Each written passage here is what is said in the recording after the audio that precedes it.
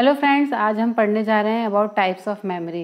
तो स्वागत है मेरे यूट्यूब चैनल पे SWG स्टडी विद गुरुकुल्स। और आइए पढ़ते हैं about the types of memory. Friends, last video में मैंने बताया था अबाउट मेमोरी एंड वो प्रोसेस ऑफ मेमोरी, कैसे प्रोसेस होती है मेमोरी। तो और आज हम पढ़ेंगे कि टाइप्स ऑफ मेमोरी, कि क्या क्या टाइप्स है मेमोरीज़ की। तो फ्रेंड्स, जैसे कि आप देख सकते हैं यहाँ पे डिफरेंट टाइप्स ऑफ मेमोरी है। बेसिकली 3 टाइप्स ऑफ मेमोरी होती है, बट कुछ बेसिक मेमोरीज को 4 टाइप्स में भी डिवाइड किया गया है। तो आप कह सकते हैं basically 3 to 4 types of memory होती है बेसिक मेमोरीज की, जो बहुत इंपॉर्टेंट है। जैसे कि आप देख सकते हैं, first one is the sensory memory, second is the short term memory, third is the working memory and fourth is the long term memory. कुछ साइकोलॉजिस्ट शॉर्ट टर्म मेमोरी और वर्किंग मेमोरी को सेम मानते हैं। तो it depends कि आप इसको 3 types of memory या 4 टाइप्स ऑफ मेमोरी कह सकते हैं। Now what does it mean by sensory memory? Sensory memory से यहाँ पे क्या मतलब है? सेंसरी मेमोरी जो होती है वो बहुत ब्रीफ होती है, जो कि हमें सेंसेस से, जैसे कि नाम से पता चल रहा है, वो मेमोरी जो हमें सेंसेस से मिलती है। एंड इसका जो टाइम पीरियड रहता है, कितनी देर तक ये स्टोर रह सकती है, it's only about 3 seconds. 3 second तक ही इसका रिकॉल पीरियड रहता है। एंड इसको बोलते हैं कि सेंसरी एक्सपीरियंस से मिलता है। यहाँ पे सेंसरी एक्सपीरियंस क्या आता है? जैसे कि व्हाट वी जस्ट सॉ और हर्ड, जो जस्ट हमने देखा हो या जस्ट हमने सुना हो। और इसको आप किससे कंपेयर कर सकते हैं? लाइक क्विक स्नैपशॉट, कि जैसे कोई कार आपके सामने से जस्ट गई, आपको कुछ देर तक वो याद रहता है उसका कलर, और उसके बाद अगले दिन आप भूल भी जाते हो। तो it's like quick snapshot and which is just experience quickly disappears भी हो जाता है। जैसे कि मैंने बताया है कि ये बड़ा क्विक होता है, क्योंकि हमें इतनी सारी इन्फॉर्मेशन मिल रही होती है। हम अगर सब कुछ स्टोर करने लग जाएंगे तो हमारा जो ब्रेन है वो बम्बार्ड होने लगेगा। तो इसकी जो टाइम पीरियड है वो है जस्ट 3 सेकेंड्स हम स्टोर कर सकते हैं सेंसरी मेमोरी में इंफॉर्मेशन को। तो जब ये इंफॉर्मेशन हमें इम्पॉर्टेंट होती है, चाहिए होती है, और हमें लगता है कि हमने इसको रिवाइज किया होता है, रिट्रीव किया होता है, और हमें लगता है कि हमें ये आगे चाहिए होगी, तो जब ये सेंसरी मेमोरी में 3 सेकेंड से ज़्यादा स्टोर नहीं रह सकती, तो ये कहाँ जाती है? तो ये जाती है STM में। STM क्या है? STM है आपका शॉर्ट टर्म मेमोरी। ये है शॉर्ट टर्म मेमोरी, जो कि एक ब्रीफ पीरियड ऑफ टाइम है where you can recall the information where you just expose to.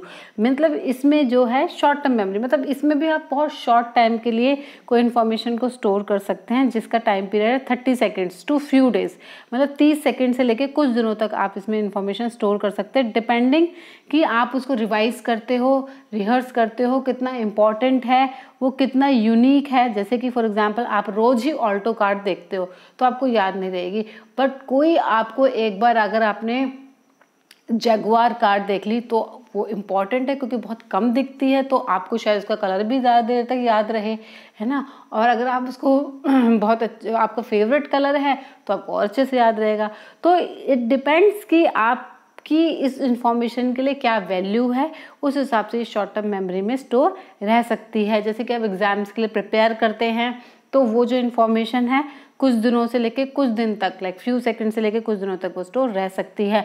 मगर जब कोई इन्फॉर्मेशन इतनी इम्पॉर्टेंट होती है कि आपको वो लंबे समय के लिए चाहिए होती है, तो वो कहाँ स्टोर होते हैं? वो होती है लॉन्ग टर्म मेमोरी में, वो अभी हम बताएंगे।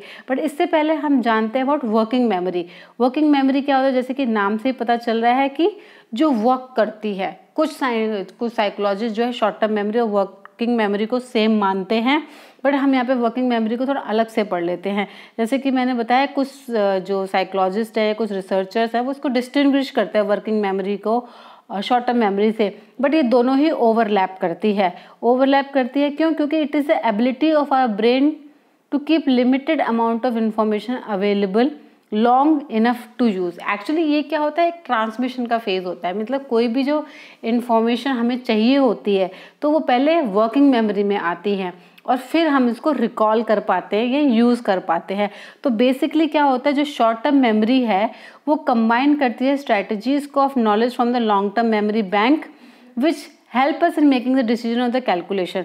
होता क्या है बेसिकली, जैसे कि आप एडिशन, सब्ट्रैक्शन, डिवीजन पढ़ते आते हैं ना, ये आपके लॉन्ग टर्म मेमोरी में रहता है, बचपन से पढ़ते हुए आते हैं।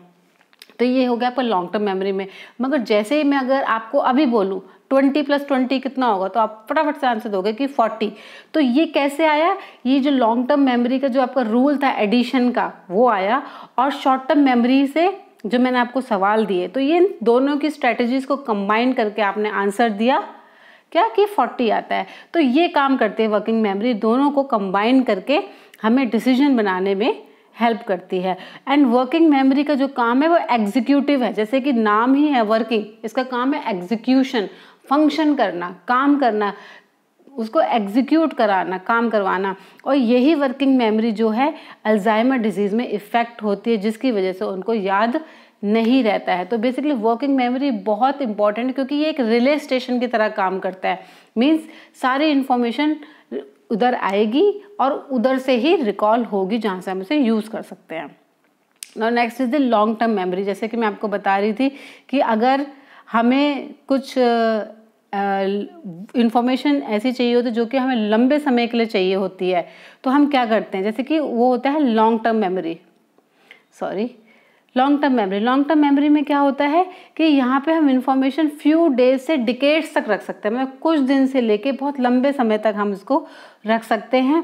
जैसे कि आपका बर्थडे हुआ, बहुत इंपॉर्टेंट है आपके लिए, आपकी मम्मी का बर्थडे हुआ, आपके फ्रेंड्स का बर्थडे हुआ, ऐसी इन्फॉर्मेशन जो आपने तो बहुत ज़्यादा रिवाइज की हो, बहुत ज़्यादा याद की गई हो, बहुत यूनिक हो, आपके लिए बहुत इंपॉर्टेंट हो, वो बहुत आपके लॉन्ग टर्म मेमोरी में चली जाती है। And in order for the successful learning to take place, और अगर ये आप चाहते हैं कोई भी इंफॉर्मेशन लॉन्ग टर्म मेमोरी में जाए, तो उस इंफॉर्मेशन को सेंसरी मेमोरी में पहले होना होगा, फिर वो शॉर्ट टर्म मेमोरी में आएगी और फिर लॉन्ग टर्म मेमोरी में आएगी। मीन्स इनको ये सारे फेजेस से जाके ही वो लॉन्ग टर्म मेमोरी में जा पाती है और वो स्टोर कर पाती है। तो बेसिकली हमने आज पढ़ा 3 types of memory, sensory memory, short term memory and long term memory. और यहाँ पे एक वर्किंग मेमोरी जो है, जिसको कि मैं रिले स्टेशन का नाम देती हूँ, क्योंकि सारी इंफॉर्मेशन आपकी अगर आपको यूज़ करनी है तो इसको वर्किंग मेमोरी में ही जाना पड़ेगा।